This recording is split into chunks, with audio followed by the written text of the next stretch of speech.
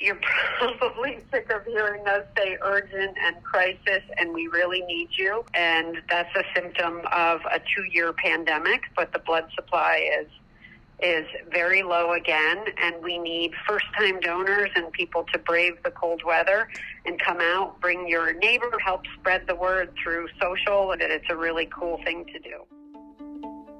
Good morning. This is Epicenter NYC. We connect our communities to news, information, and each other. I'm Andrea Salgado. Since the start of the pandemic, there's been a dramatic drop in blood donations. And now, the United States is facing one of the worst blood donations in decades.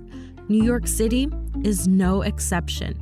To give you a sense of just how much New York City hospitals need, it's around 33,000 blood donations every month.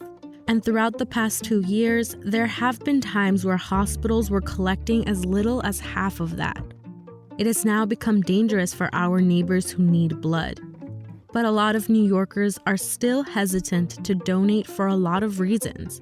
One big fear is the fear of catching COVID. This is why organizations like the New York Blood Center are taking extraordinary measures to stop the spread, doing everything from double masking to requiring staff to be vaccinated.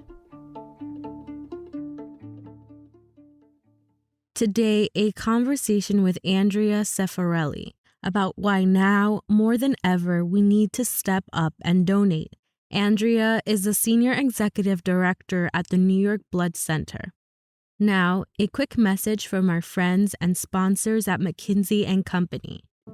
Find out about the biggest ideas in business on McKinsey's Insights app, where you can listen to podcasts like our flagship show, The McKinsey Podcast. We're so not tuned in to the dynamic going on for the current employees, what matters to them most. Or watch our Author Talk series featuring law professor Dorothy A. Brown. 60% of Black college students don't graduate. And when I came across that statistic, I got so depressed.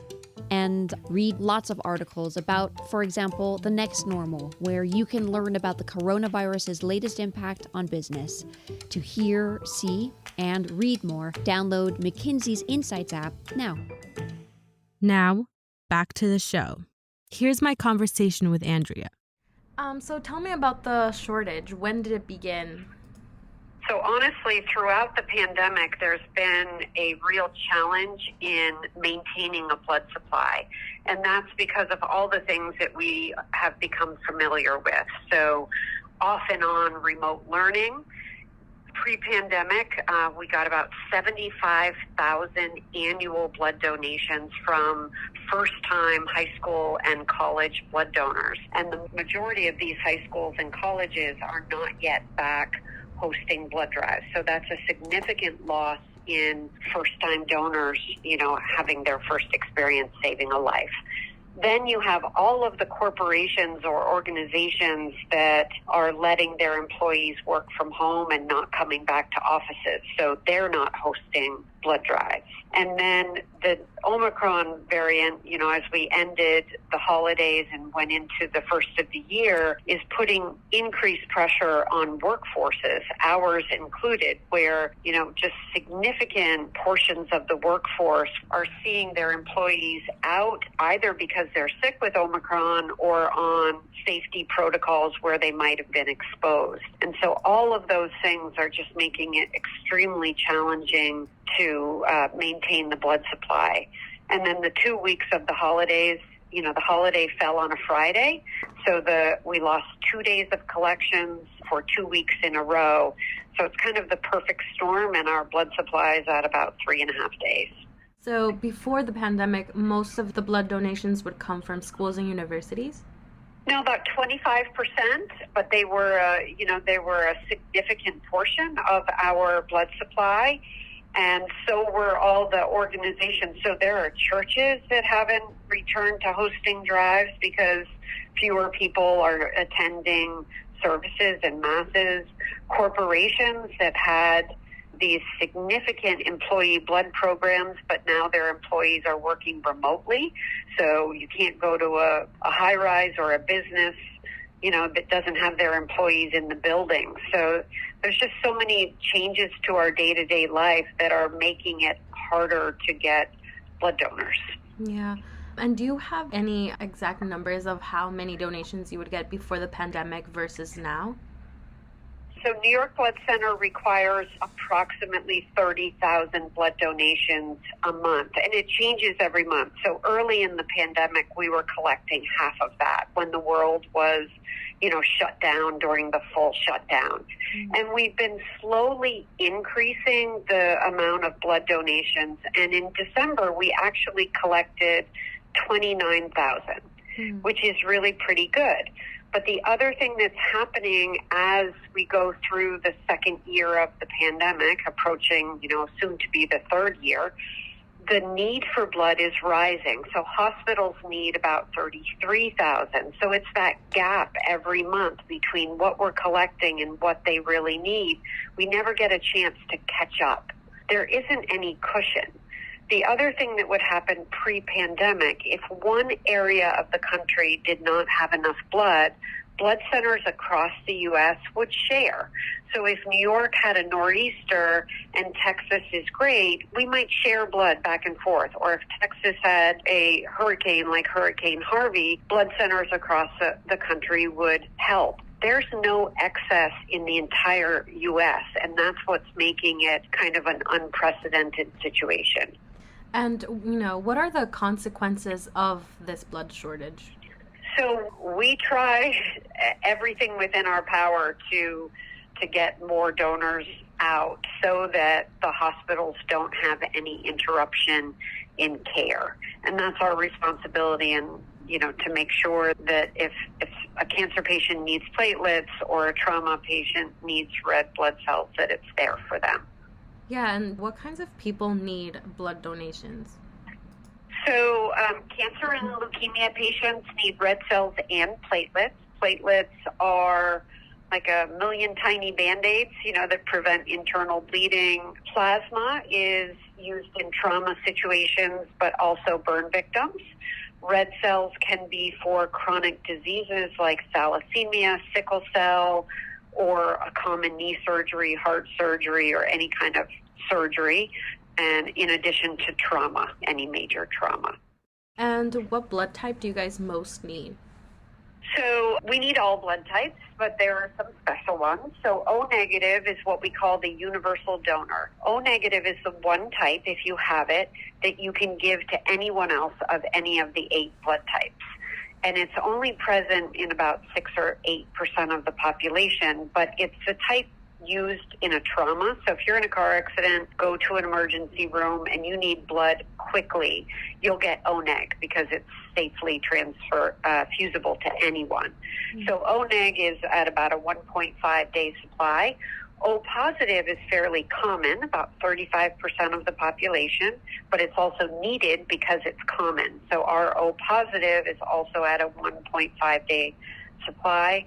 And then B-neg is about a 2, and overall, like I said, our inventory is about a 3.5. The good news is partnerships like yours, we are seeing an uptick this week in appointments. News coverage can make a significant difference in donor turnout. And I know you mentioned that during COVID, there's been less donations, and some people might be scared because they don't want to get COVID. So how's the New York Blood Center ensuring that everyone is COVID safe? Sure. So we've gone to extraordinary measures to keep our donors and our own staff safe because we're frontline workers, we're essential workers, and you need a constant supply of blood. So even when masks started to not be required in the fall, our staff wear masks, and we require our donors to wear masks. Our staff are all fully vaccinated. We make sure to clean all of our equipment and tablets between every donor, and we prefer appointments. That's easier to manage the flow of donors through our blood drives and donor centers. And all of our refreshments juice and cookies that you give after you give blood are individually wrapped, and we're working very hard to keep people safe. If you had a call out to New Yorkers, what would you tell them? I'd say you're probably sick of hearing us say urgent and crisis, and we really need you. And that's a symptom of a 2-year pandemic, but the blood supply is very low again, and we need first-time donors and people to brave the cold weather and come out. Bring your neighbor, bring your 17, 16-year-old child, donate as a family or as a group, or host a blood drive, or if you can't do either, help spread the word through social and who you talk to that it's a really cool thing to do. Mm-hmm. And it's easier than you think. How long does it take to donate blood? We tell people to take an hour. So you come in, you show your identification. If you're a first-time donor, we enter your, demographics. You fill out a questionnaire. Then we take your vitals, your blood pressure, check your iron, go over your questionnaire. Then you go to the donor bed, and the actual act of giving blood is more like 11 to 15 minutes. And then you enjoy juice and cookies. You put that all together, it's just about an hour. Like Andrea said, hospitals rely on blood donations to save lives every day. And while the Red Cross needs all types, the blood type that's most in demand is O negative. O negative is a universal donor. The best way to help is to simply donate and encourage your family, friends, and neighbors to do the same.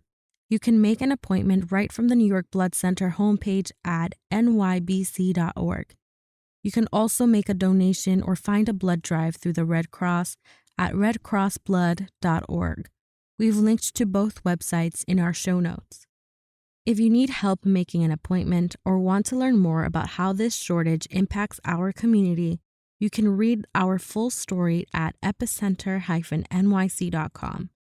And you can always get in touch with us directly at hello@epicenter-nyc.com. Finally, a new weekly segment with our community manager focused on COVID-19 here in New York City. Hey, how's it going, everyone? It's Daniel LaPlaza again with our COVID question of the week. All right, so recently we've been getting some questions about the free at-home tests the government will be mailing out to households across the country. In case you don't know already, starting today, you can sign up to get 4 free COVID tests through the covidtest.gov website. Keep in mind, this is 4 free tests per household, not per person. Unfortunately, if you have a large family or live in a multi-generational household, that 4 test limit still applies. To submit the order, you'll need to enter your name, email address, and mailing address. Then, according to the website, they should ship out within 7 to 12 days. Remember, please check in on your neighbors who aren't too computer savvy to make sure that they get their tests too. And if you have any issues, give us a call at 917-818-2690. If you've never used an at-home test before, there'll be instructions that come along with it. The CDC also has detailed instructions on their website, which we've linked to in the show notes.